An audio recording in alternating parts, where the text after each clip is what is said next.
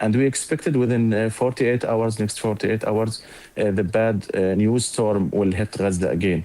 So urgently, we need humanitarian interventions without Israeli restrictions over the trucks and let the mobile homes entering with more than thousands. Our needs here is immense, and no one can imagine the bad situation.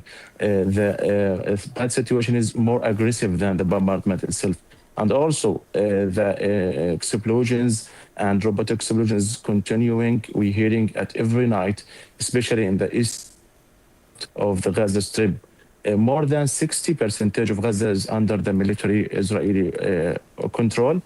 So there is no ability to distribute peoples and to prevent crowded areas and prevent spreading the infectious diseases here, especially within the winter conditions. Yeah, and those conditions have been terrible for so many people living in tents, and we've unfortunately seen children, babies dying of hypothermia, which should never happen. And on the malnutrition, I mean, you've described how you and your wife were skipping meals entirely so your kids could eat, surviving mostly on lentils and rice. You mentioned back then that meat, eggs, chicken, other nutritious foods weren't being allowed in. Are those protein sources getting through now, or is it still sort of facing the same restrictions as before?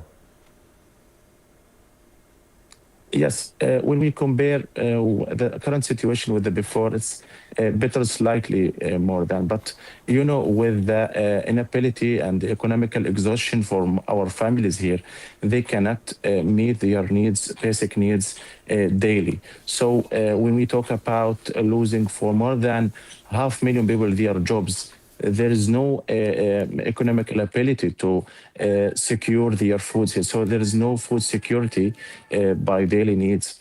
So when we talk about entering aid trucks and distributing foods with and also instability in prices and also of black markets over our peoples, the suffering is still here going over the ground with this likely some better situation after they halt a huge bombardment. But the famine and is still ongoing, especially for people with the lowest level of the economic hardship here. Yeah. Before we go, I want to ask you, sort of on the big picture. I mean, your life, like so many in Gaza, has gone from, stability and safety, having electricity, food, water, everything, to now struggling to find all of these basics. When you hear Israel's defense minister saying that they won't leave Gaza, Israel won't leave Gaza, and then on the other hand, you have, the Pope wishing conditions be better in Gaza. You have world leaders talking about, recovery and reconstruction. I mean, do you believe that is actually coming? Do you feel hope at this hour? We hope that the peace plan for Mr. President Trump to be implemented completely and to force Israel to withdraw completely from Gaza. We hope that. But from my testimonies over the ground, they're still controlling more than 60% of our Gaza and prevent aid trucks.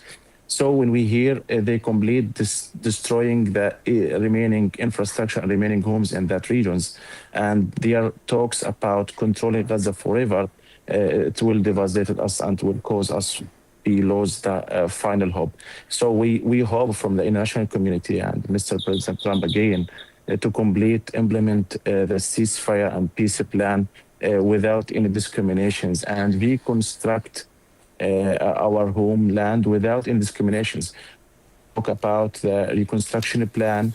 It's unlogic by rebuilding just Rafah. We hope to rebuild all of the Gaza systematically with all of the system and handle the new for their owners, not the others, to prevent civil wars and to prevent social conflicts here.